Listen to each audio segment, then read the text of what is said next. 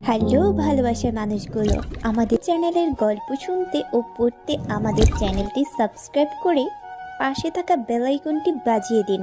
আর আমাদের গল্পগুলো যদি আপনাদের কাছে ভালো লেগে থাকে তাহলে অবশ্যই লাইক কমেন্ট শেয়ার করতে একদম ভুলবেন না। পরিবেশটা যেন থমথমে নিস্তেজ করে তুলেছে। রাত ঠিক 1:40 যেন পরিবেশটা এক অন্যরকম করে তুলেছে। নির্জন রাস্তা, কোনো মানুষের আনাগোনা নেই। সেই রাস্তার মাঝখানে অজানা এক আগন্তুক, পরনে কালো জ্যাকেট, মুখে কালো মাস্ক পরিহিত এক আগন্তুক বাইকের উপর বসে সিগারেট টানছে।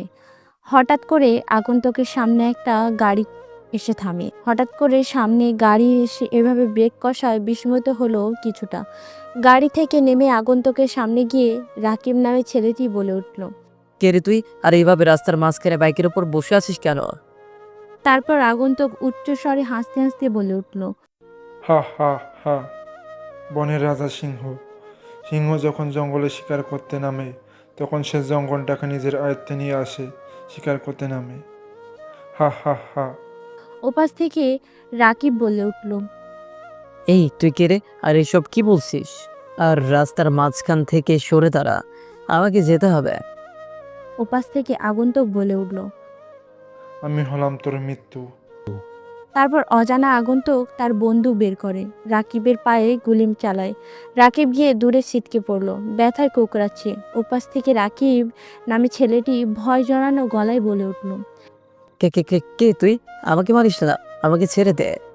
এরপর আগন্তুক একটা ধারালো চাইনিজ কুড়াল বের করে, রাকিবের সামনে গিয়ে গলায় এক প্যাচ দিল। রাকিব যেন গলা কাটা মুরগির মতো ছটফট করতে লাগলো। কিছু সময় পর রাকিব মারা যায়। আগন্তুকের হাতে চাইনিজ কুড়াল দেখে যেন ইচ্ছে মতো কোপাতে লাগলো। দেখে মনে হচ্ছে কলা গাছ কাটছে। তারপর আগন্তুক একটা ফল কাটা ছুরি বের করে গায়ে লিখে দেয় এসকে। তার পাশে একটা চিঠি রেখে বাইকের কাছে এসে বাইক স্টার্ট করে অন্ধকারে হাওয়ায় মিলিয়ে যায়। সকালবেলায় একজন বৃদ্ধ লোক ওখান দিয়েই হেঁটে যাচ্ছিল। হঠাৎ দেখে রাস্তার মাঝখানে একটা লাশ। দেখতে পায় বৃদ্ধ লোকটি। লাশটিকে দেখে ভয়ে আঁতকে ওঠে। তার কিছু সময় পর পুলিশ আসে ওখানে।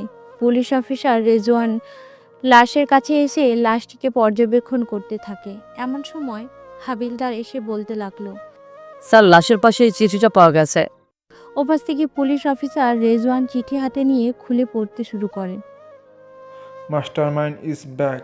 খেলবো আপনাদের স্টাইলে, ধ্বংস ধ্বংস করবো আমার স্টাইলে। হা হা হা। মাস্টার মাইন্ড রহস্য। হা হা হা। রেজওয়ান ভাবতে থাকে, এই চিঠি আর এই লাশের গায়ে লেখা এসকে, এর কি রহস্য থাকতে পারে।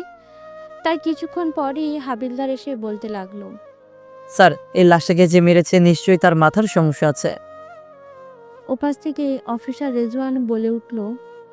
কেন তোমার এমন মনে হলো কেন? ওপাশ থেকে বলে উঠল।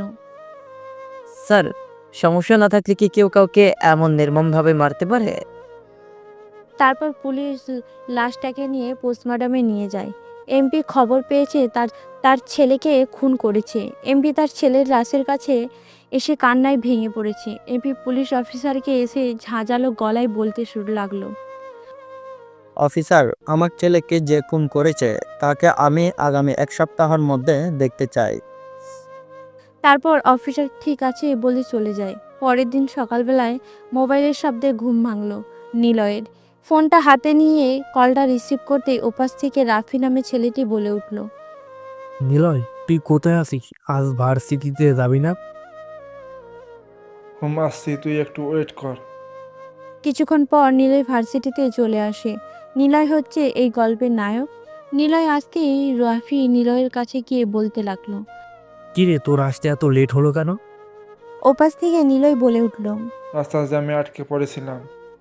নিলয় এই কলেজে অনার্স দ্বিতীয় বর্ষে ট্রান্সফার হয়ে এসেছে। কয়েক সপ্তাহ হলেও নতুন এসেছে, তবে ভর্তির পর কলেজে খুব একটা আসে না। অতএব এমন সময় রাফি বলে উঠল।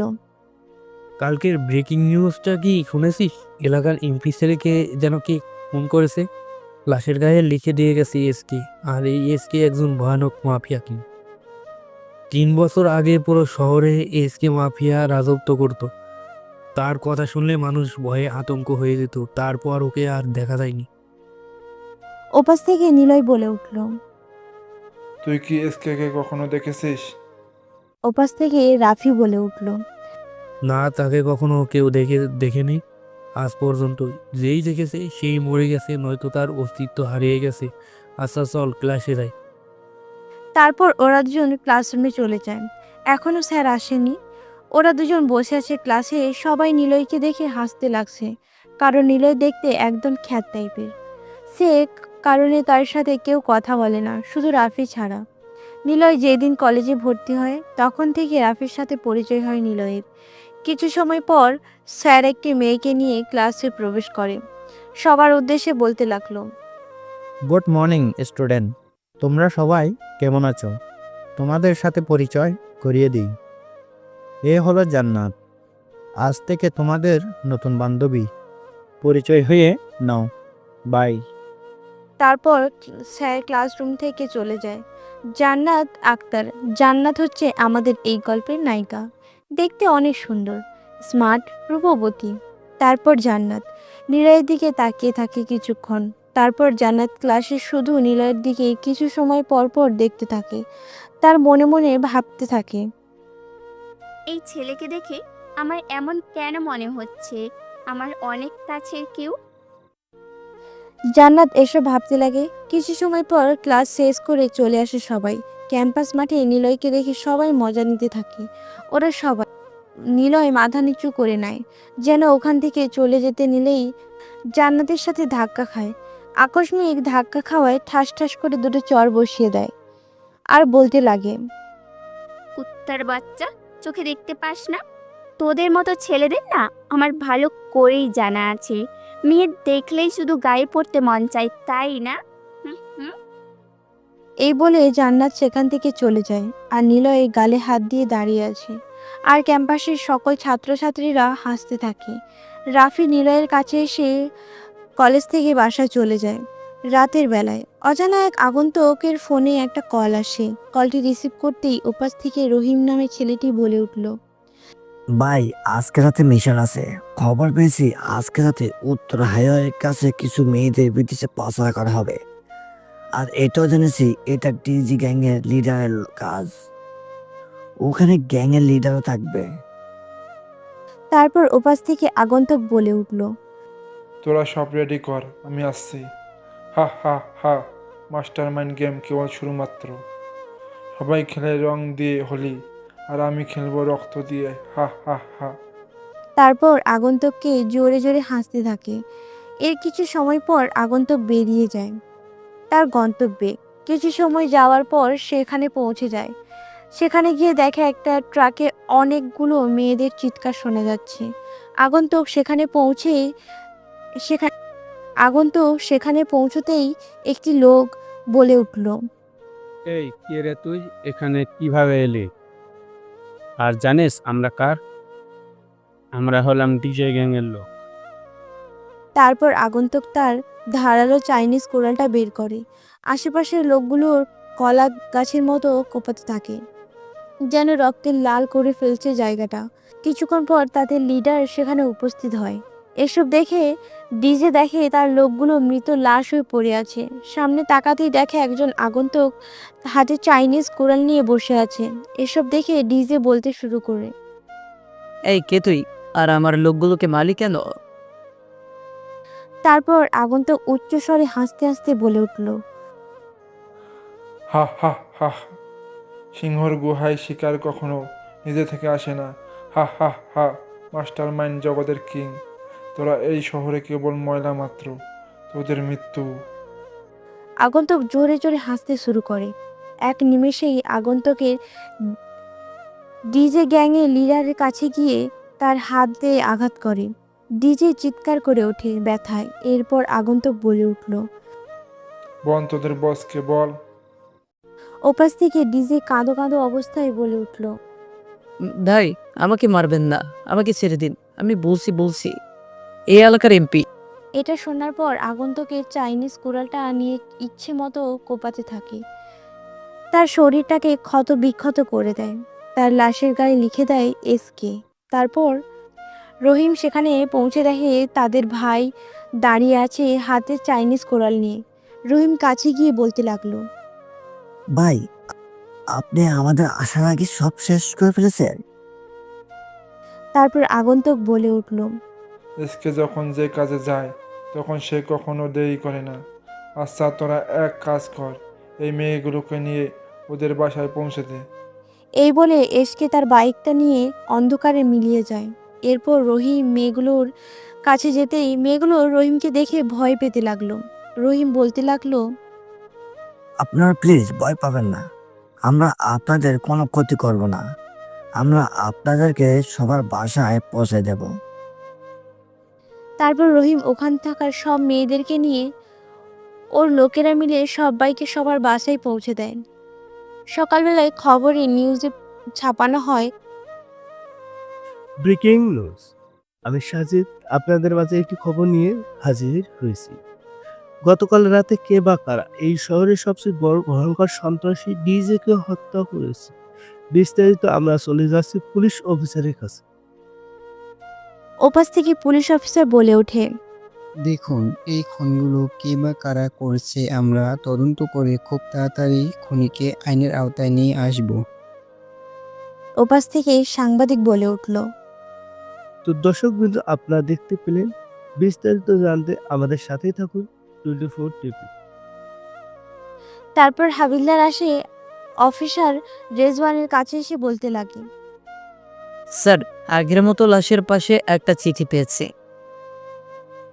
জঙ্গলের সিংহ যখন গর্জে ওঠে তখন কিছু প্রাণী ভয়ে আতঙ্কে হয়ে যায়, আর আমি কেবল আতঙ্ক নেই, আমি ইতিহাস। হা হা হা। তারপর রেজওয়ান চিঠিটা পড়ে শেষ করে। তারা লাশগুলোকে পোস্টমর্টমের জন্য পাঠিয়ে চলে আসে পুলিশ স্টেশনে চলে আসে। আর অন্যদিকে এমপি তো রাগে গর্জে ওঠে, বলে উঠল, এসকে এসকে এসকে প্রথমত আমার ছেলেকে মেরেছে, এরপর আমার এই ব্যবসা শেষ করে ফেললো। এই বলে এমপি ওর ফোনটা বের করে কাউকে কল করলো। ফোনের ওপাশ থেকে কি বললো তা শোনা গেল না। অন্যদিকে রেজওয়ান বসে ভাবছে, কে এই এসকে, বা কি তার উদ্দেশ্য, আর এই রকম প্রভাবশালী লোকগুলোকে কেনই বা খুন করছে। হঠাৎ ভাবনাতেই ফোনটা বেজে উঠল।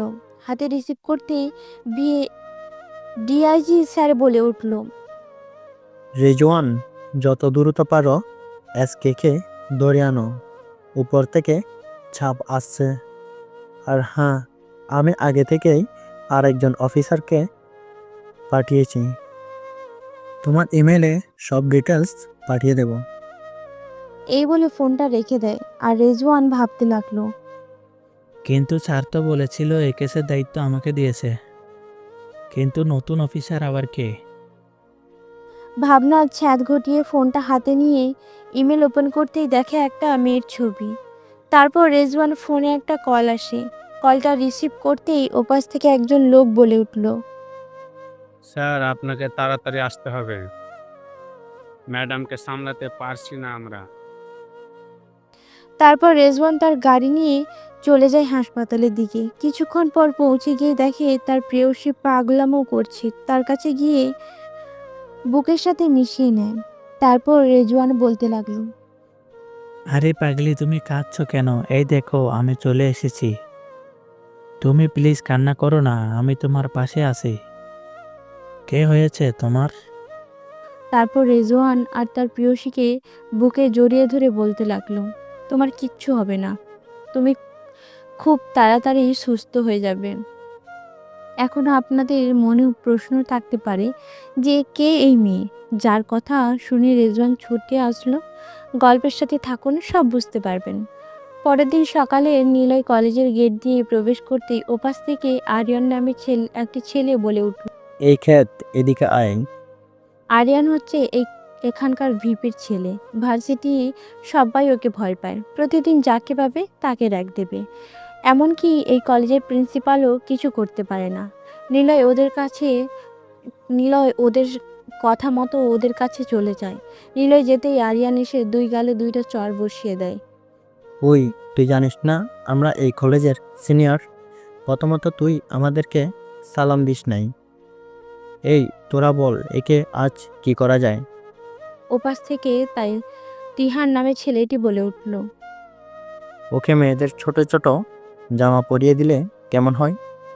ওপাশ থেকে নিলয় বলে উঠল। আমাকে ছেড়ে দিন ভাই, আমি এটা করতে পারবো না। ভাই আমাকে ছেড়ে দিন ভাই, আমি আপনাদের কি ক্ষতি করেছি? নিলয় এই কলেজে অনার্স দ্বিতীয় বর্ষে ট্রান্সফার করা হয়ে এসেছে। কয়েক সপ্তাহ হলেও নতুন এসেছে, তবে ভর্তির পর কলেজে খুব একটা আসে না। অথবা এমন সময় রাফি বলে উঠল।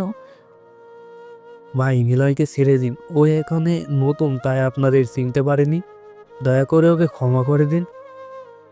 শোন, এই ক্ষেতটাকে যদি আমার চোখের সামনে দেখি তাহলে খবর আছে। নিলয়, তুই ওদের কাছে কেন গিয়েছিস? তুই এখানে নতুন তাই জানিস না আরিয়ান হলো এই কলেজের ভিপি ছেলে। এই কলেজে সবাই ওকে ভয় পায়, তাই তুই ওদের থেকে দূরে থাকবি।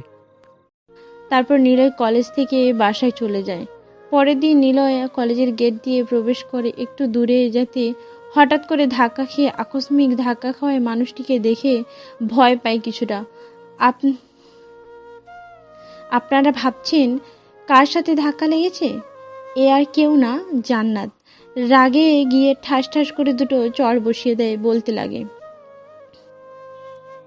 জানোয়ারের বাচ্চা, চোখে দেখতে পাস না? মেয়ে মানুষ দেখলেই কি গায়ে পড়তে মন চায়? নিজের চেহারাটা একবার আয়নায় দেখিস কখনো? দেখতে তো পুরো ঘেও। এই বলে জান্নাত ওখান থেকে যায়। নিলয় গালে হাত দিয়ে আছে।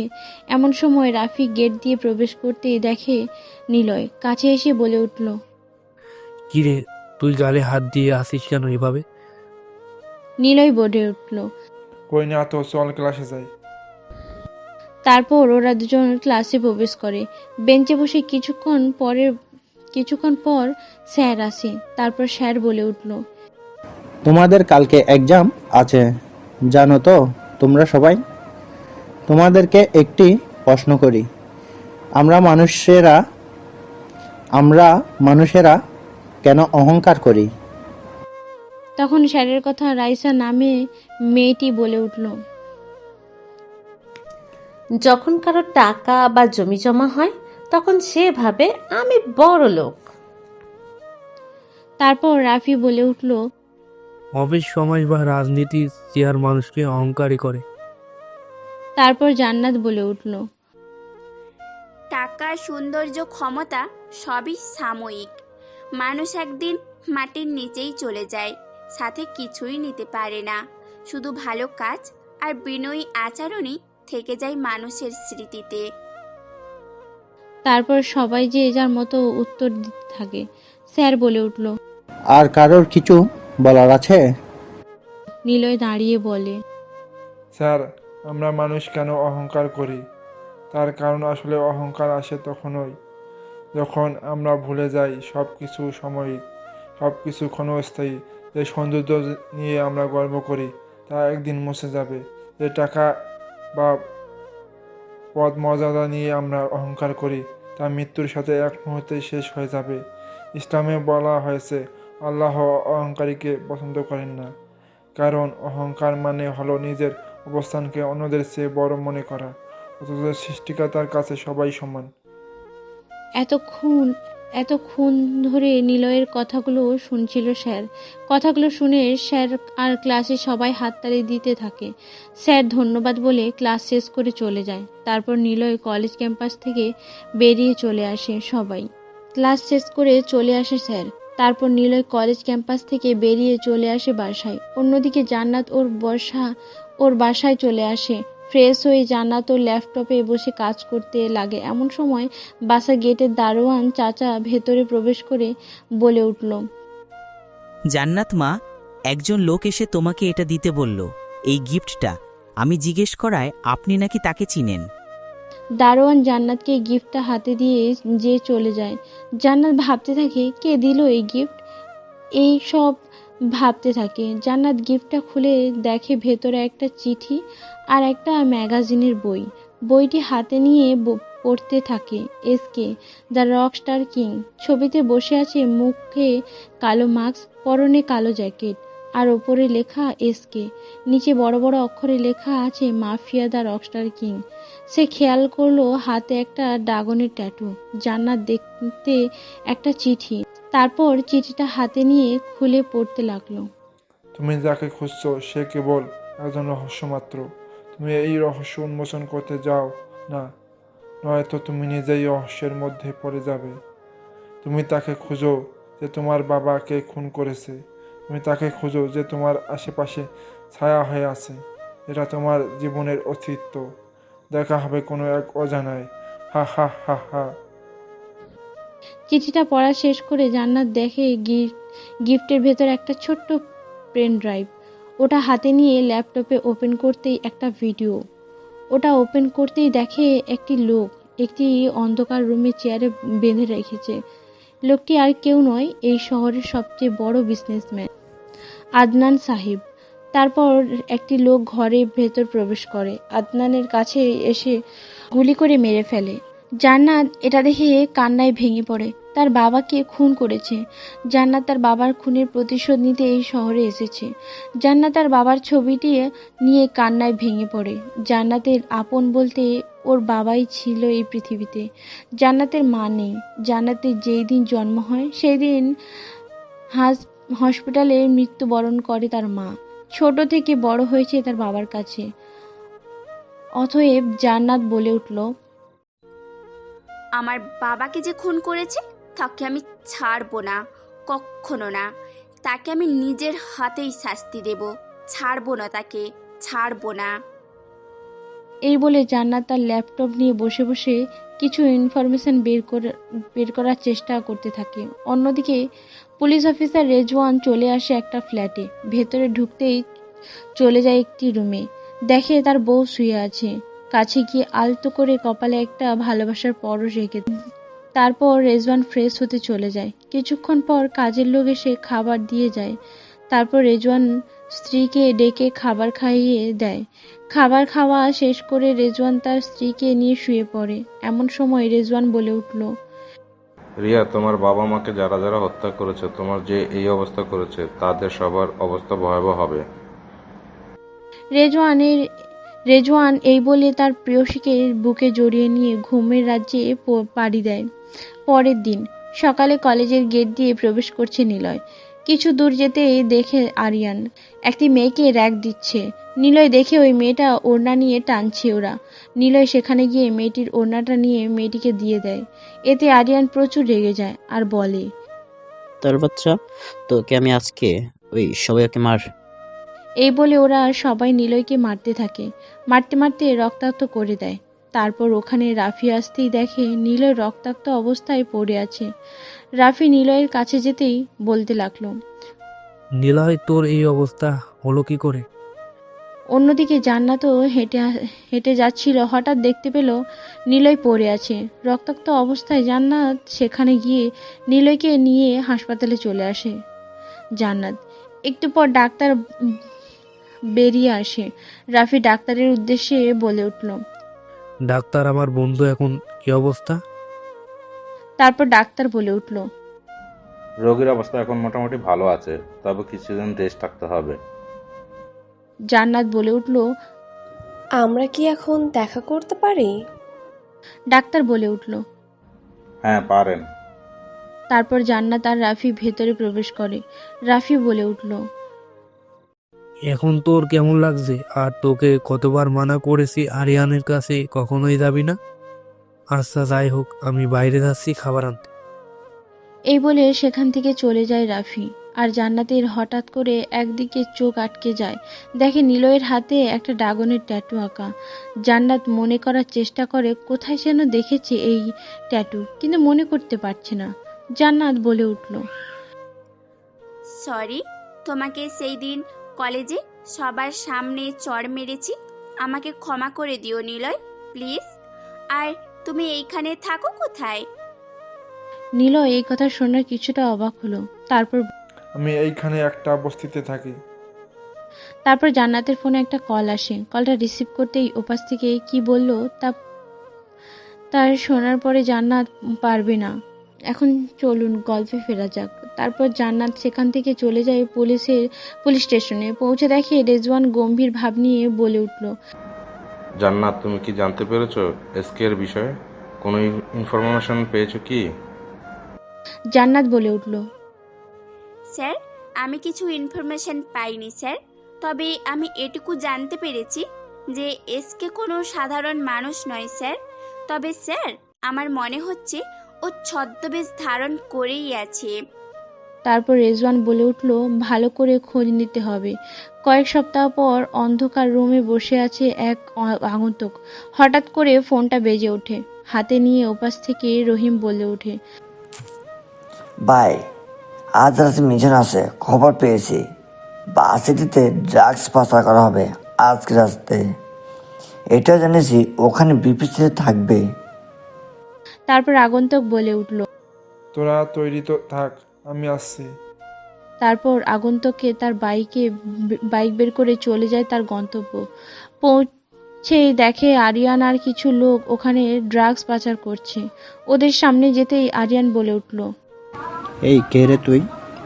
তারপর আগন্তুক হাসতে হাসতে বলে উঠল, হা হা হা, অন্ধকার জগতের কিং, হা হা হা। তারপর আগন্তুক তার চাইনিজ কুড়াল বের করে নিমেষের মধ্যে আশেপাশের লোকগুলোকে এমনভাবে ধ্বংস করেছে যেটা দেখে আরিয়ান ভয় পেয়ে বলতে থাকে, কে কে? তুই আমাকে মারিস না, আমাকে ছেড়ে দে। আমার ভুল হয়ে গেছে, আমি আর কখনো এরকম করব না, আমায় ছেড়ে দে। আগন্তুক তার চাইনিজ কুড়ালটা হাতে নিয়ে তার বুকের ওপর একের পর এক কোপাতে থাকে, যেন এক হিংস্র রূপ ধারণ করেছে। তারপর ওখানে রহিম আসতেই আগন্তুক বলে উঠল, এই লাশটাকে কলেজের মাঠে ফেলে দিয়ে আয়। তারপর আগন্তুক তার বাইকের কাছে এসে বাইক নিয়ে অন্ধকারে মিলে যায়, কিন্তু আগন্তুক জানে না তার পেছনে একজন তাকে কেউ ফলো করছে। তারপর আগন্তুক একটা বাড়িতে আসে। ভেতরে ঢুকতেই একটা রুমে প্রবেশ করতেই রিয়া নামের একটি মেয়ে এসে তাকে জড়িয়ে ধরে। কাঁদো কাঁদো অবস্থায় বলে ওঠে, ভাইয়া। এই কথা শোনাতে আগন্তুক যেন বিশ্বাস করতে পারছে না যে তার বোন তাকে ভাই বলছে। হাসতে হাসতে বলে উঠল, বোন, তুই ঠিক হয়ে গেছিস বোন, তুই কথা বলতে পারছিস, আমি স্বপ্ন দেখছি না তো? এই বলে তার বোনকে জড়িয়ে ধরে কান্না করতে থাকে। হঠাৎ করে পেছন থেকে মেয়েলি কণ্ঠে বলে ওঠে, ইউ আর আন্ডার অ্যারেস্ট। সামনে তাকাতেই দেখে তার চিরচেনা মুখ। দেখে খুব অবাক হলো। তারপর বলে উঠল, নিলয়, তুমি? হা হা হা, তুই যে এখানে আসবি সেটা আমি আগে থেকেই জানি, কারণ আমি তোমাকে এইখানে এনেছি, কারণ তোমার অনেক কিছু জানা বাকি আছে, অনেক রহস্য। এতক্ষণ ধরে জান্নাত নিলয়ের কথাগুলো শুনছিল। এমন সময় রিয়া বলে উঠল, ভাইয়া, কে এই মেয়ে? আর তোর সাথে এর কিসের সম্পর্ক? ওপাশ থেকে রেজওয়ান বলে উঠল। আমি বলছি কিসের সম্পর্ক। রেজওয়ানকে দেখে জান্নাত অনেকটাই অবাক হলো। তারপর বলে উঠল, রেজওয়ান, আপনি এখানে? আর আপনার এদের সাথে কিসের সম্পর্ক? ওপাশ থেকে, আমার এদের সাথে কিসের সম্পর্ক জানতে চাও? আজ থেকে প্রায় 4 বছর আগে দিনটি ছিল শনিবার। বিয়ে বাড়িতে মেতে উঠেছে উৎসবে। রিয়া আর রেজওয়ানের বিয়ে। দীর্ঘ 1 বছর রিলেশন করার পর আজ যেন তাদের ভালোবাসা পূর্ণতা পেতে চলেছে। চলুন তাদের পরিবার সম্পর্কে জেনে আসি। নিলয়ের বাবা আফজাল সাহেব, উনি একজন লয়ার, আইনজীবী। ও নিলয়ের মা একজন গৃহিণী এবং নিলয়ের চাচা একজন সায়েন্টিস্ট। তার চাচি গৃহিণী। এই হচ্ছে তার পরিবার। অন্যদিকে রিয়া মন খারাপ করে বসে আছে। রিয়ার বড় আম্মু বলে উঠল, বাহ, আমাদের মেয়েটাকে যে আজকে অনেক সুন্দর লাগছে। কারণ নজর না লাগুক, তা আমার আম্মুটার মন খারাপ কেন? কি হয়েছে? এসব বলতেছিল তখনই রিয়া বলে উঠল, দেখো না বড় আম্মু, আজকে আমার বিয়ে, অথচ নিলয় ভাইয়েরই কোনো খোঁজ নেই। আরে পাগলি মেয়ে, এটা নিয়ে কেউ চিন্তা করে? নিলয় বলেছে তো চলে আসবে, পাগলি একটা। এ বলে বড় আম্মু নিচে চলে যায়। কিছুক্ষণ পর নিলয় বাড়িতে পৌঁছে যায়। ভেতরে ঢুকতেই তার বাবাকে এসে জড়িয়ে ধরে বলে উঠল, বাবা, তুমি কেমন আছো? ভালো আছি বাবা, তুই কেমন আছিস? তোর তো আগামী পরশু আসার কথা, আজ এলি যে? নিলয় তার বাবাকে বলল, আমি ব্যস্ত ছিলাম কাজে। বাড়ির সবাই নিলয়কে দেখতে পেয়ে সবাই যেন খুব খুশি হয়ে পড়েছে। এতদিন পর দেশে ফিরেছে নিলয় তার মাকে বলে উঠল। মা, তোমার মেয়ে কোথায়? ওপরে আছে, তোর জন্য মন খারাপ করে বসে আছে, তোর জন্য অপেক্ষা করছি, যা গিয়ে বোনের রাগ ভাঙা। নিলয় তার মায়ের কথা মতো ওপরে চলে যায়। পৌঁছাতেই রিয়া দু চোখে হাত দিয়ে ধরতেই রিয়া পেছনে ফিরেই দেখে তার ভাই এসেছে। রিয়া নিলয়কে জড়িয়ে ধরে কান্না করতে থাকে। রিয়া বলে ওঠে, ভাইয়া, তুই জানিস আমি তো কত মিস করেছি। আরে পাগলি বোন, তুই কান্না করেছিস কেন? আজ তোর বিয়ে। এইরকম সাতচুন্নিদের মতো কান্না করলে তোর জামাই এসে বলবে আমার বউটা পেতনিদের মতো হয়ে গেছে। ভাইয়া ভালো হবে না বলে দিচ্ছি। নিলয় সেখান থেকে দৌড়ে চলে যায় তার রুমে। ফ্রেশ হয়ে নিচে নামতেই দেখে বাড়িতে মেহমান। বিয়ে বাড়ি বলে কথা। নিলয়ের বাবা একটি লোকের সাথে কথা বলছিল। হঠাৎ নিলয়কে ডাক দিলে আর বলল, নিলয়, এনাকে চিনতে পারছিস? এ হচ্ছে তোর আঙ্কেল। ছোটবেলায় আঙ্কেলের বাসায় বেড়াতে যেতিস। নিলয় মাথা নাড়িয়ে না সম্মতি জানালো। তারপর তার বাবা সব বলল। যা শুনে নিলয় বুঝতে পারলো দেখতে দেখতে বরযাত্রী চলে আসে। সবাই বর এসছে বলে উৎসবে মেতে উঠছে। গেট পেরিয়ে বরের আসনে বসানো হলো বরকে। তার কিছু সময় পর কাজী সাহেব এসে বিয়ে পড়িয়ে দিলেন। ওদের বিয়েটা হয়ে গেল। দেখতে দেখতে বিদায়ের সময় চলে আসলো। রিয়া কান্না করছে এবং তাকে সান্ত্বনা দিচ্ছে। নিলয় তার বোনকে জড়িয়ে ধরে কান্না করছে। নিলয় সান্ত্বনা দিয়ে গাড়ির ভেতর বসিয়ে দিল। তারপর রেজওয়ানের নিলয়ের কাছে এসে বলে উঠল, তুইও তৈরি হ বন্ধু, খুব তাড়াতাড়ি বউয়ের প্যারা নিতে। এই বলে মুচকি হাসি দিয়ে চলে যায়। নিলয় মনে মনে বলছে, যা যা সব শুরু, আরো কত কিছু বাকি আছে তোর জন্য। মনে মনে এই কথাগুলো বলছিল নিলয়। কয়েকদিন পর আদনান সাহেব একদিন নিলয়দের বাসায় আসে। আফজাল সাহেব বলে উঠল, কেন তোকে দেখে মনে হচ্ছে তুই কিছু একটা নিয়ে চিন্তিত আছিস। কেন, কিছু কি হয়েছে? আসলে এই শহরের কিলারকে তো তুই জানিস। আসলে ওর কিছু খারাপ কাজের কিছু তথ্য আমার কাছে আছে, আর ওগুলো আমি আইনে হাতে তুলে দেই। তাই অনেকবার আমার উপর হামলা করেছিল। আফজাল সাহেব এটা শোনার পর কিছু সময় ভাবলো আর বলল, তুই কিছু চিন্তা করছিস না? আমি আমি এই কেসটা দেখবো। আচ্ছা, এবার আমাদের সময় এসে গেছে। ছেলে মেয়ের বিয়ে। এই কথাগুলো বলতেছিল। কিছু সময় পর ওদের বাড়ির সবাই উপস্থিত হয় সেখানে। আদনান সাহেব বলে আমার মেয়ে আগামী মাসে দেশে ফিরলে বিয়ের দিন ঠিক করা হবে। এসব নিয়ে আলোচনা করতে থাকে ওরা। অন্যদিকে নিলয়ের ফোনে একটা কল আসে। রিসিভ করতেই ওপাশ থেকে মেয়েলি কণ্ঠে বলে ওঠে তার বড় আব্বু। নিলয়, তুই একটু আমার ল্যাবে আসতো। নিলয় আসছি বলে ফোনটা রেখে চলে যায়। কিছু সময় পর নিলয় তার বড় আব্বুর ল্যাবে পৌঁছয়। ভেতরে প্রবেশ করে নিলয় আসতেই তার বড় আব্বু তাকে জড়িয়ে ধরে বলে উঠল, আমি পেরেছি। বিগত 2 বছর ধরে আমি যে ফর্মুলার কাজটা করতেছিলাম, আজ আমি সফল হয়েছি। বাবা, তুই এখানে বস। নিলয়কে বসিয়ে দিয়ে তার বড় আব্বু ওর শরীরে একটা ইঞ্জেকশন পুশ করে দেয়। কিছু সময় ধরে নিলয়ের শরীরটা যেন অবশ হতে লাগলো। নিলয় বলছে, আমার কেমন জানি লাগছে। বড় আব্বু, আমার এমন লাগছে কেন? কিছু সময় পর আবার আগের মতো স্বাভাবিক হয়ে যায়। নিলয়ের চাচা বলে উঠল, এই ফর্মুলা আমি তোকে দিলাম। আজ থেকে তুই একজন সাধারণ মানুষ না। তোর ভিতর এমন একটা শক্তি প্রয়োগ করা হয়েছে যেটা তুই একটু পর বুঝতে পারবি। বাবা, এখন চল, বাসায় যেতে হবে। নিলয় আর তার বড় আব্বুর বসার দিকে রওনা দিল। রাস্তা দিয়ে যেতে যেতে হঠাৎ দেখে একটা গাড়ি খাদে পড়ে যাচ্ছে। নিলয় গাড়ি থামিয়ে বের হয়। এক নিমেষেই গাড়িটা খাদে পড়ে যেতে নিলে নিলয় পেছন থেকে টেনে তোলে গাড়িটাকে। গাড়ির ভেতরে লোকটা অজ্ঞান হয়ে পড়ে আছে। নিলয় বুঝতে পারে তার বড় আব্বু কি বলেছিল তখন। নিলয় আর বড় আব্বু সেই লোকটিকে নিয়ে হাসপাতালে চলে যায়। একটু পর লোকটির ফ্যামিলি আসে, নিলয়কে ধন্যবাদ জানায় আর বলে বাবা তোমার এই ঋণ কিভাবে যে শোধ করি। নিলয় বলে ওঠে, ওনার জায়গায় যদি অন্য কেউ থাকতো তাহলে আমি সেটাই করতাম, যেটা আমার করা উচিত। এই বলে নিলয় আর তার বড় আব্বু বাসায় চলে আসে। পরের দিন রিয়া আর রেজওয়ান বাসায় আসতেই রিয়া নিলয়ের কাছে এসে জড়িয়ে ধরে বলে উঠল, কেমন আছিস ভাই? তোর শরীর কেমন আছে? নিলয় ভালো আছি বলে রেজওয়ান নিলয়ের কাছে এসে বলল। কিরে কেমন আছিস? নিলয় ভালো আছি বলে তার রুমে চলে। এভাবে দেখতে দেখতে প্রায় এক সপ্তাহ কেটে যায়। অন্যদিকে এমপি বলে উঠল, কিলার আমাদের একের পর এক সাম্রাজ্য নষ্ট করে দিচ্ছে। আদনান, ওকে কিছু একটা করতেই হবে।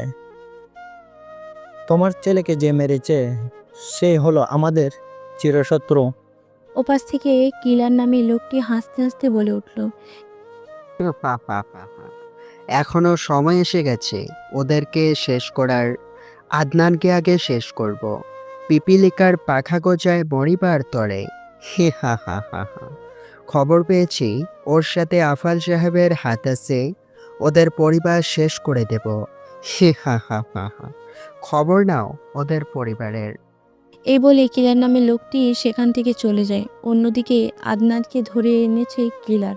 কিলার সামনেই যেতেই কিলার বলে উঠল, কিরে, খুব দেমাক তাই না তোর? আমার একের পর এক সাম্রাজ্য নষ্ট করে দিয়েছিস। হা হা হা। এখন তোকে মরতে হবে। এই বলে কিলার নামে লোকটি গুলি করে মেরে ফেলে আদনান সাহেবকে।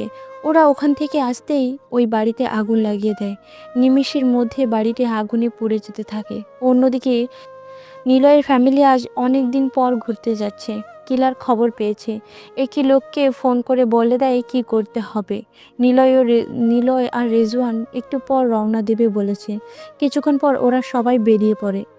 দীর্ঘ 2 ঘন্টা পর ওরা চলে আসে একটি পাহাড়ে রাস্তার ভেতর।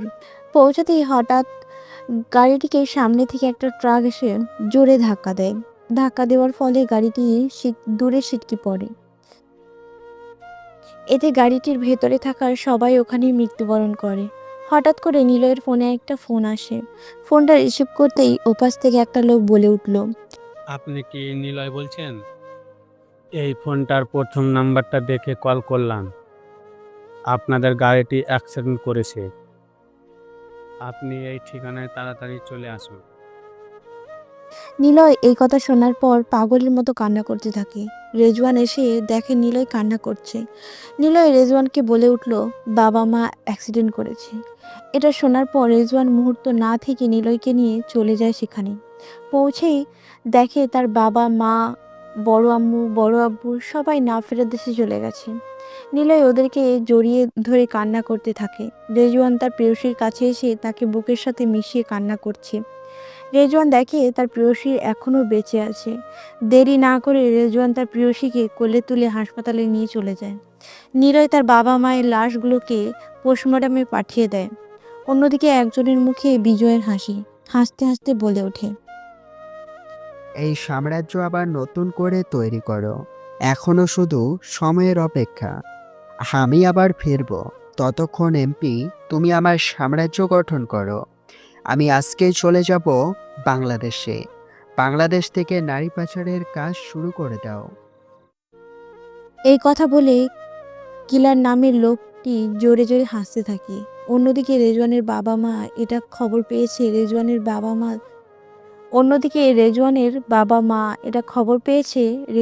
বাবা মা দেশের বাইরে থাকে। বিয়ের 2 দিন পর তারা চলে যায়। নিলয় তার বাবা মা, বড় আম্মু, বড় আব্বুর লাশ জানাজের শেষ করে ওদের কবরের কাছে কান্না করতে থাকে আর বলে, বাবা মা, বড় আব্বু, বড় আম্মু, তোমরা আমাকে একা করে চলে গেলে। আমি কি করে থাকবো তোমাদের ছাড়া? রেজওয়ান নিলয়কে সান্ত্বনা দিতে থাকে। হঠাৎ সাজিদ নামের একজন ছেলে এসে বলে উঠল, তোমার পরিবারকে খুন করা হয়েছে, জানতে চাও কে খুন করেছে? আমার বাবার কিলার, তোমার বাবার পুরনো শত্রু আদমান সাহেবের। তোমার বাবা আর আদমান সাহেব মিলে তার সকল তথ্য ফাঁস করে দেয় মিডিয়ার কাছে। নারী পাচার থেকে শুরু করে যতগুলো খারাপ কাজ আছে, এটা আইন প্রশাসনের লোকেরা তার সাম্রাজ্য ধ্বংস করে দিয়েছিল। কিলার এটা সহ্য করতে না পেরে তাই তোমার পরিবারকে শেষ করে দিয়েছে। তাই আমি চাই তুমি কিলারকে শেষ করবে। নিলয় আর রেজওয়ান এতক্ষণ ধরে সাজিদের কথাগুলো শুনছিল। নিলয় সাজিদের উদ্দেশ্যে বলে উঠল, কিন্তু তুমি তোমার বাবা মাকে কেন মারতে বলছো? আর কিলারকে মেরে তোমার কি উদ্দেশ্য? তখন সাজিদ হাসতে হাসতে বলে উঠল, কিলারকে আমি কেন মারতে চাই জানতে চাও? তাহলে শোনো, আজ থেকে 10 বছর আগে, তখন আমার বয়স 12 বছর। আমি স্কুল থেকে ফিরছিলাম। বাসায় বাসায় আসতেই দেখি আমার মাকে বেদরং মারছে। রোজ রাতে শয়তানটা নেশা করে এসে আমার মাকে বেদরং মারে। সেই দিন মারতে মারতে হঠাৎ করে মায়ের পেটের ভিতরে ছুরি ঢুকিয়ে দেয়। আমার চোখের সামনেই মা মারা যায় আর শয়তানটা পালিয়ে যায় সেখান থেকে। আমি মায়ের কাছে এসে মাকে জড়িয়ে ধরে কান্না করতে থাকি। আমার মা সেখানেই মারা যায়। কিছুক্ষণ পর সেখানে পুলিশ আসে। পুলিশ এসে আমাকে জেলে নিয়ে যায়। আমি নাকি আমার মাকে খুন করেছি। তাই আমাকে 10 বছরের কারাদণ্ডে দণ্ডিত করে। তাই আমি সেদিন মনে মনে প্রতিজ্ঞা করেছি, আমি আমার মায়ের প্রতিশোধ নেব। নিলয় আর রেজওয়ান সাজিদের কথাগুলো শুনে সাজিদকে বলল নিলয়, আমার বাবা মাকে বড় আম্মু আর বড় আব্বু যে মেরেছে তাকে আমি ছাড়বো না, শেষ করে ফেলবো। নিলয় এই বলে সেখান থেকে চলে যায় হাসপাতালে। ওখানে পৌঁছতেই নিলয় তার বোনের কেবিনের কাছে চলে যায়। নিলয় দেখে তার ছোট্ট বোনটি ঘুমিয়ে আছে। নিলয়ের এখন বেঁচে থাকার সম্বলই হচ্ছে তার বোন। নিলয় তার বোনের হাতটা ধরে কান্না করছে। সাজিদ এসে নিলয়কে সান্ত্বনা দিচ্ছে। একজন নার্স এসে বলে, দেখুন, রোগীর অবস্থা ভালো না, এখানে কান্না করলে রোগীর সমস্যা হতে পারে, বাইরে যান বলছি। রেজওয়ান নিলয়কে বাইরে নিয়ে আসে। কিছু সময় পর একটি মেয়ে এসে বলল, আপনাদের স্যার যেতে বলেছে। দেরি না করে চলে যায় ডাক্তারের কেবিনে। গিয়ে ডাক্তার সাহেব নিলয় আর রেজওয়ানকে বসতে বলে। নিলয় বলে উঠল, ডাক্তার, আমার বোনের কি হয়েছে? আমার বোনের কিছু হবে না তো? আমার বোনের কিছু হলে আমি বাঁচবো না ডাক্তার। এই বলে নিলয় কান্না করছি। তখন ডাক্তার বলে উঠল, দেখুন, আপনি নিজেকে সামলান, এভাবে ভেঙে পড়বেন না। আগামী 72 ঘন্টার মধ্যে যদি জ্ঞান না ফেরে তাহলে কিছু বলা যাচ্ছে না, আর যদি না ফেরে তাহলে কোমায় চলে যাওয়ার সম্ভাবনা আছে। মাথায় বেশ গুরুতর আঘাত লেগেছে, তাই কিছু বলা সম্ভব হচ্ছে না।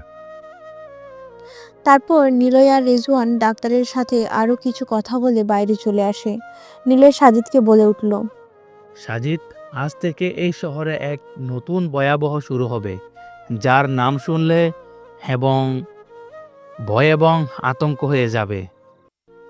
কিলারের যতগুলো ডেরা আছে আর যতগুলো সাম্রাজ্য আছে সব ধ্বংস করব। এই বলে নিলয় কিলারের যতগুলো খারাপ কাজ আছে সবগুলো এক এক করে ধ্বংস করতে শুরু করে দেয়। শুধু তাই নয়, নিলয় আর সাজেদ 1 মাসের মধ্যে তাদের একটি গ্যাং তৈরি করে, যার নাম এসকে দ্য মাফিয়া কিং। এই 1 মাসের মধ্যে এই শহরটাকে লাশের বন্যা বইয়ে দেয়। অন্যদিকে এমপি তো ভয়ে আছে। তখনই এমপির ফোনটা বেজে ওঠে। ফোনটা হাতে নিতেই ওপাশ থেকে বলে উঠল, এমপিকে তার পদ থেকে সরিয়ে দেওয়া হয়েছে।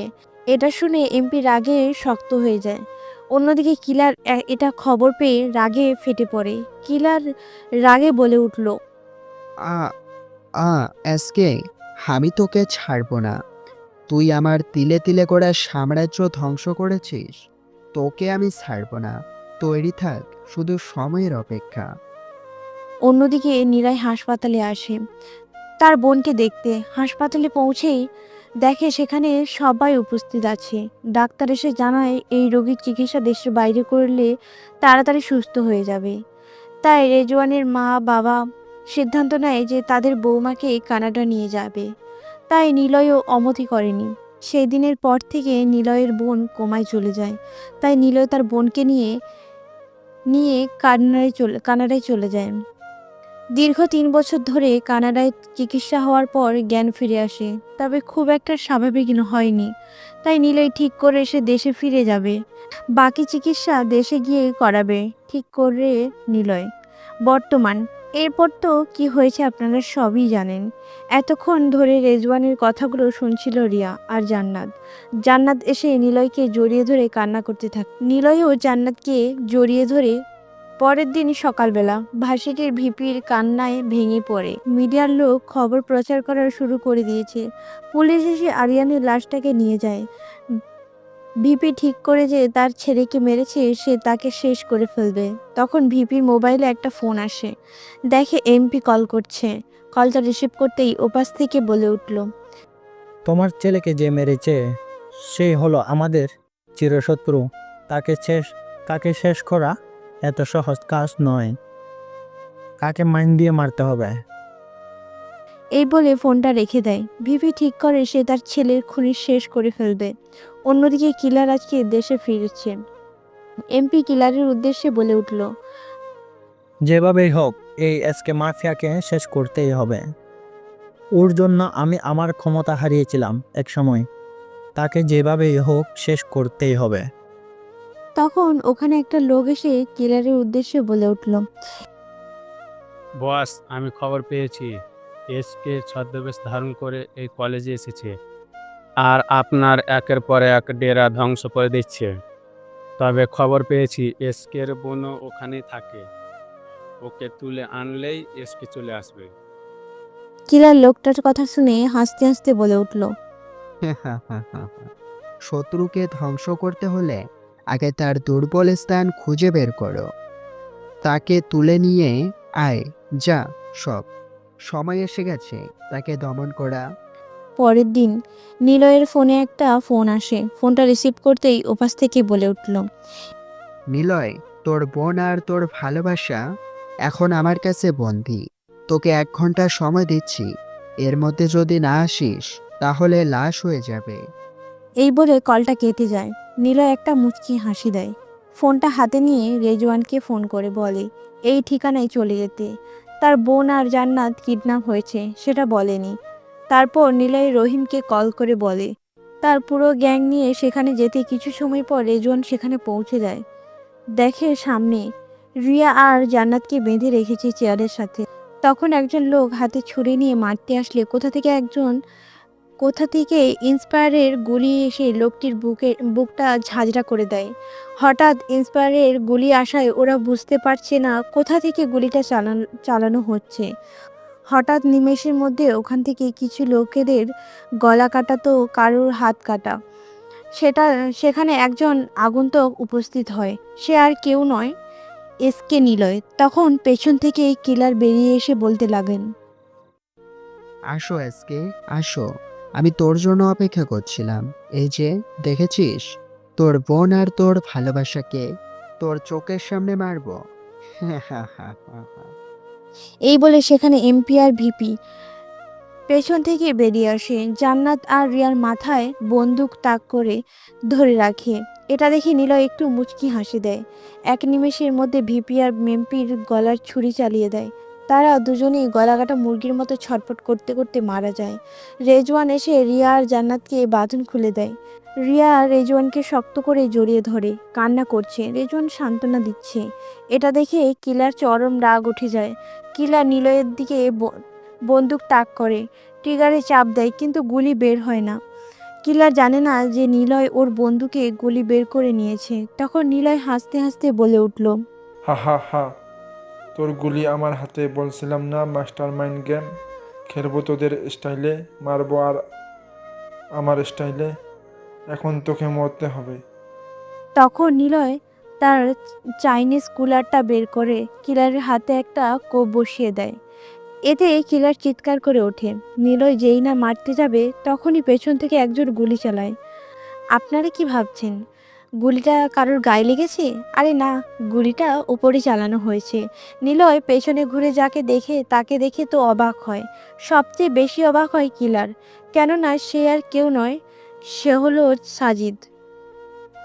সাজিদ নিলয়ের কাছে এসে নিলয়ের হাত থেকে চাইনিজ কুলারটা সাজিদ নিয়ে বলে ওঠে, নিয়ালো, তুমি হয়তো ভুলে যাচ্ছ সে আমার শিকার, তাই ভালো হবে আমার শিকারকে শিকার করতে দাও।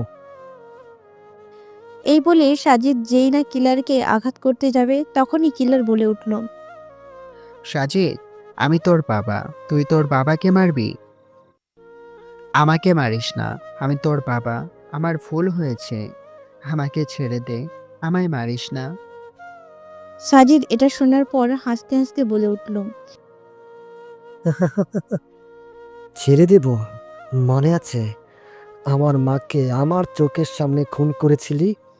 সেই খুনের দায়ে আমাকে 10 বছর জেলে থাকতে হয়েছে রে, শুধু তোর জন্য, শুধু তোর জন্য। আমি কেবল আমার বাবাকে নয়, আমার মায়ের মৃত্যুর প্রতিশোধ নিচ্ছি। এখন তোকে মরতে হবে। এই বলে সাজিদ কিলারের বুকে ইচ্ছে মতো কোপাতে থাকে, যেন এক হায়না রূপ ধারণ করেছে। কিলারের লাশটা যেন ক্ষত বিক্ষত করতে থাকে। এটা দেখে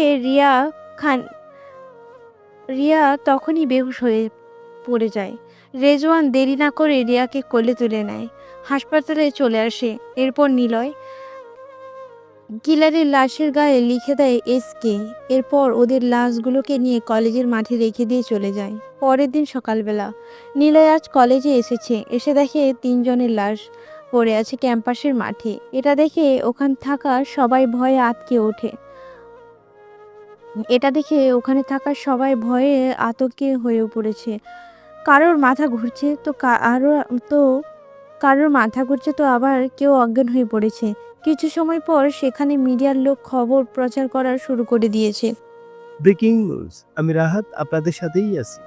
গতকাল রাতে কে বা কারা এই শহরের সবচেয়ে বড় ভয়ঙ্কর এবং আতঙ্ক সন্ত্রাসী কিলার এবং ইম্পি এবং ভিপিকে কে বা কারা গতকাল রাতে হত্যা করে ক্যাম্পাসের মাঠে ফেলে দিয়ে চলে গেছে এবং কিলারের লাশের গায়ে লিখে দিয়ে গেছে এসকে দ্য মাফিয়াকে। তবে কি এই শহরের সবচেয়ে বড় আতঙ্ক তৈরি হতে যাচ্ছে? বিস্তারিত জানতে আমরা চলে যাব পুলিশ অফিসার রেজওয়ানের কাছে। স্যার, এই খুনগুলোর পিছনে আসল মাস্টারমাইন্ড কে বা কারা হতে পারে? বিস্তারিত আমাদের বলুন। ওপাশ থেকে রেজওয়ান বলে উঠল, দেখুন, এই খুনগুলো কে বা কারা করেছে আমরা এর তদন্ত খুব শীঘ্র করে জানতে পারবো। এরপর সাংবাদিক বলে উঠল, তো দর্শক বিন্দু, আপনারা দেখতেই পেলেন। ধন্যবাদ এতক্ষণ আমাদের সাথে থাকার জন্য। আবারও দেখা হবে নতুন কোনো নিউজ। বিস্তারিত জানতে আমাদের সাথেই থাকুন গ্লোবাল টিভি। নিলয় লাশগুলোর কাছে যেতেই দেখলো একটা চিঠি পড়ে আছে। তাই সবার অগোচরে চিঠিটা হাতে তুলে নিল নিলয় চিঠিটা হাতে নিয়ে ভাবতে থাকে, এই চিঠি আবার কে রেখেছে? এসব ভাবতে ছিল নিলয়। অন্যদিকে কলেজে কয়েকদিনের জন্য বন্ধ দেওয়া হয়েছে, তাই নিলয় সেখানে না থেকে বাসায় চলে আসে। বাসার ভেতর দেখে সবাই উপস্থিত হয়ে আছে।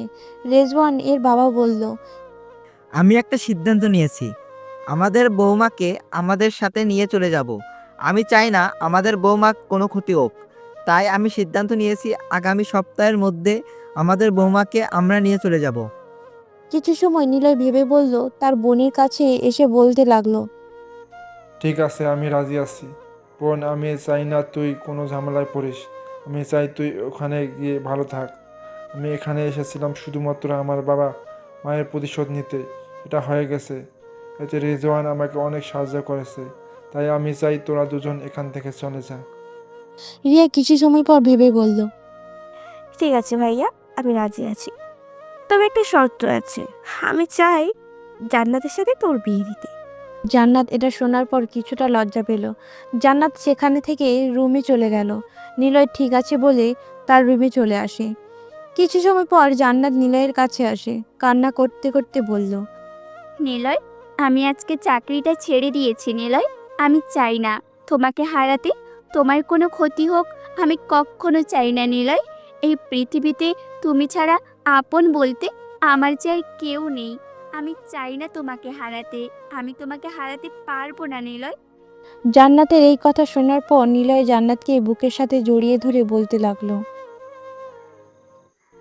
আরে পাগলি, তুমি কান্না করছো কেন? কেন, আমি তো তোমার সাথেই আছি। আমি কথা দিচ্ছি কখনো তোমায় ছেড়ে যাব না, পাগলি একটা। এমন সময় নিলয়ের ফোনে একটা কল আসে। কল রিসিভ করে ওপাশ থেকে রহিম বলে উঠল, ভাই, আজকে খবর পেয়েছি রাতে মেয়ে পাচার হবে, চলে আসবেন, মিশন আছে। আচ্ছা বলে নিলয় ফোনটা রেখে দেয়। দেখলো তার ফোনে ইমেলে একটা মেসেজ এসেছে। মেসেজটা ওপেন করে দেখতেই নিলয় তার বড় আব্বুর রুমে চলে আসে। রুমে আসতেই আলমারির ভেতর একটা ছোট্ট বক্স দেখতে পায়। সেটা হাতে নিয়ে ভেতরে খুলে দেখে একটা চিঠি আর একটা পেন ড্রাইভ। নিলয় চিঠিটা নিয়ে খুলে পড়তে লাগলো। নীলা, সিডি যখন পাবে তখন হয়তো আমি থাকবো না। আমার পুরনো শত্রুরা তোমাকে আক্রমণ করার চেষ্টা করবে, তাই এই পেন ড্রাইভের সকল ইনফরমেশন পেয়ে যাবে। নিলয় পেন ড্রাইভটা তার ল্যাপটপে ওপেন করে দেখে একটা ফাইলটা ওপেন করে দেখলো চাইনিজ ভাষায় কি যেন লেখা রয়েছে। নিলয় আরও দেখতে পেল ওখানে কিছু সংখ্যার পাসওয়ার্ড লেখা রয়েছে। নিলয়ের ওগুলো মাথার ওপর দিয়ে যাচ্ছে সব যেন। তাই নিলয় ল্যাপটপটা বন্ধ করে রেখে দিল। নিলয় কিছু সময় পর মনে মনে বলতে লাগলো, আমার কেন জানি মনে বড় আব্বুর ক্লাবে গেলে হয়তো কোনো রহস্য বের করতে পারবো। নিলয় এইসব ভাবতেছিল, হঠাৎ করে নিলয়ের মনে পড়ল লাশের পাশে পড়ে থাকা চিঠির কথা। নিলয় রুমে এসে চিঠিটা হাতে নিয়ে খুলে পড়তে লাগলো। মাস্টারম্যান জগতে হয় মরো না হয় মারো। কি ভেবেছে নিলয়, কিরা মেরে দিলে খেলা এখানেই শেষ? খেলাটা তুমি শুরু করেছো নিলয়। কিলার তো শুধু পিঁপড়ে মাত্র। পিঁপড়েকে মেরে কি হবে? জঙ্গলে হায়নাকে মারো। খিদের অনায়াসে সে ক্ষুধার্ত হয়ে আছে। নিলয় চিঠিটা পড়া শেষ করে ভাবতে লাগলো। ল্যাবে গেলে হয়তো কোনো রহস্য বের করতে পারবো। কে দিল এইরকম হুমকি চিঠি? তবে কি কিলারের উপরে একজন আছে? কিন্তু সে কে? আমার সব রহস্য খুঁজে বের করতে হবে। নিলয় এসব ভাবতেছিল, এমন সময় পেছন থেকে জাজিদ বলে উঠল, নিলয়, কি হয়েছে তোমার? আর তোমাকে দেখে মনে হচ্ছে যে তুমি কোনো বিষয় নিয়ে চিন্তিত। তোমার কি কোনো সমস্যা হয়েছে? আচ্ছা, যাই হোক, আজকে রাতে বড় একটা মিশন আছে, যেতে হবে। নিলয় হ্যাঁ সূচক মাথা নাড়িয়ে সায় জানালো। কিছু সময় পর নিলয় আর সাজিদ নিচে এসে দুপুরের খাবারের জন্য ডাইনিং টেবিলে বসতেই রেজওয়ান বলে উঠল, নিলয়, আমি আজকে গিয়ে চাকরিটা ছেড়ে দিয়ে আসবো। আমি চাই না যে আমার কারণে তুই সমস্যা পড়িস। আর হ্যাঁ, আমরা ঠিক করেছি আগামী পরশু তোর আর জান্নাতের বিয়েটা দিয়ে আমরা এখান থেকে চলে যেতে। আর সাজিদ, আমি তোমাকে কি বলে যে ধন্যবাদ দেব? তুমি না থাকলে হয়তো আজকে ওই জানোয়ারগুলোকে ধ্বংস করতে পারতাম না। তখন সাজিদ বলে উঠল, এতে ধন্যবাদের কিছু নেই, এটা আমার কর্তব্য ছিল। তারপর ওরা সবাই খাওয়া শেষ করে কিছু সময় পর নিলয় রুমে চলে যায়, বিছানায় গা এলিয়ে দেয়। কিছু সময় পর নিলয় ঘুমিয়ে যায়। রাতের বেলা নিলয় ঘুম থেকে উঠে দেখে রুমের কোনো আলো নেই। নিলয় চারিদিকে তাকিয়ে মুচকে একটা হাসি দেয়। নিলয় দেখতে পেল জান্নাত নীল শাড়ি পরে দাঁড়িয়ে আছে। নিলয় জান্নাতকে জড়িয়ে ধরে বলতে লাগলো, তোমাকে নীল শাড়িতে অনেক সুন্দর লাগছে। আজকে হঠাৎ শাড়ি পরছো যে? জান্নাত নিলয়ের কথা শুনে অনেক অবাক হলো আর বলল, এত অন্ধকারের মধ্যেও তুমি কি করে বুঝলে আমি তোমার সামনে দাঁড়িয়ে আছি? হুম হুম। নিলয় জান্নাতের দু গালে ধরে হাসতে হাসতে বলে উঠল, হা হা হা। আর পাগলি, তুমি হয়তো ভুলে গেছো আমি কে। আর তুমি যদি অন্ধকারের ভেতরে থাকো, আমি তোমাকে ওখানেই খুঁজে নেব। ভালোবাসি তোমায়। এই বলে নিলয় জান্নাতকে বুকের সাথে মিশিয়ে নেয়। তারপর জান্নাত যেটা করলো এটার জন্য নিলয় মোটেও প্রস্তুত ছিল না। জান্নাত নিলয়ের ঠোঁটজোড়া দখল করে চুষতে লাগলো। প্রায় 5 মিনিট অতিবাহিত হওয়ার পর ছেড়ে দিয়ে দুজনে হাঁপাতে লাগলো। নিলয় বলতে লাগলো, এটা কি করলে? এখনই যদি কিছু হয়ে যেত তাহলে? বিয়ের পর অনেক আদর বাকি আছে, এখন তো সবে শুরু করেছি। এই বলে জান্নাত ওখান থেকে চলে যায়। রাতের বেলা সাজিদ বাড়ি থেকে বেরিয়ে কিছু দূর যেতেই দেখলো তার জন্য কিছু লোক দাঁড়িয়ে আছে। সাজিদ কিছু না বলে বাইক স্টার্ট করে অজানা গন্তব্যের দিকে ছুটে চলেছে। কিছু সময় পর সাজিদ একটা জঙ্গলের ভেতর চলে আসে আর ওখানে দেখে কিছু লোক আর একটি ট্রাকে কিছু মেয়েদের চিৎকার এবং আর্তনাদ ভেসে উঠছে। সাজিদ দেখলো দুজন সামনাসামনি বসে আছে। সাজিদ বাইক থামিয়ে তার গানটা বের করে ওদের সামনে চলে যায়। সামনে যেতেই দুজন লোকের মধ্যে বলে উঠল একজন লোক, এই তুই কে রে? তুই এখানে কি করিস? আর তুই এখানে কিভাবে এলি? তুই জানিস এখানে আসলে তোর কি হতে পারে? তুই জানিস আমরা কার লোক? ডেভিল ভিলেনের। তখন সাজিদ হাসতে হাসতে বলে উঠল, তোরা হয়তো ভুলে যাচ্ছিস বাপেরও বাপ আছে, তাই তোদেরকে ধ্বংস করার জন্য আমি এসেছি। এই কথাগুলো শুনে ওই লোক দুটো আরও বেশি রেগে যায় আর ওই দুজন লোক বন্দুক তাক করে সাজিদের দিকে ধরে থাকে। যখন ট্রিগারে চাপ দিবে তখন তাদের বন্দুক থেকে কোনো গুলি বেরোচ্ছে না। হঠাৎ এমন হয় ওই লোক দুটো চমকায় এবং হরকায় এবং হকচকিয়ে যায়। কিছু সময় পর দেখে ওদের লোকগুলো সবাই মাটিতে পড়ে আছে রক্তাক্ত অবস্থায়। কারোর ঘাট থেকে মাথা আলাদা, তো কারোর পা কাটা, তো কারোর গলা কাটা। এটা দেখে ওই লোকগুলো ওখানে ভয় পেয়ে বলতে থাকে, কে তুই? কে তুই? কে তুই? এই বলে লোক দুটো ভয় পেতে থাকে। কিছু সময় পর ওখানে এক আগন্তুক বেরিয়ে আসে, গায়ে কালো রেনকোট আর মুখে কালো মাস্ক পরিহিতা। আর আগন্তুকটা উচ্চস্বরে হাসতে হাসতে বলে উঠল, জঙ্গলের রাজা সিংহ। আর সিংহ শুধু জঙ্গলের পশু পাখিদের ভয় টিকে রাখে না, আতঙ্কে এটিকে রাখে। হা হা হা, তোদের কি এখানে কি পাঠিয়েছে? আগন্তুকটা এই বলে ওদের হ্যালো বন্ধুরা, পরবর্তী পার্ট খুব তাড়াতাড়ি আসবে, তো সবাই অপেক্ষায় থাকো। আর চ্যানেলটি যারা এখনো সাবস্ক্রাইব করোনি তারা পরবর্তী পার্ট দেখার জন্য চ্যানেলটি সাবস্ক্রাইব করে রেখো। ধন্যবাদ সবাইকে, আমাদের সাথেই থেকো।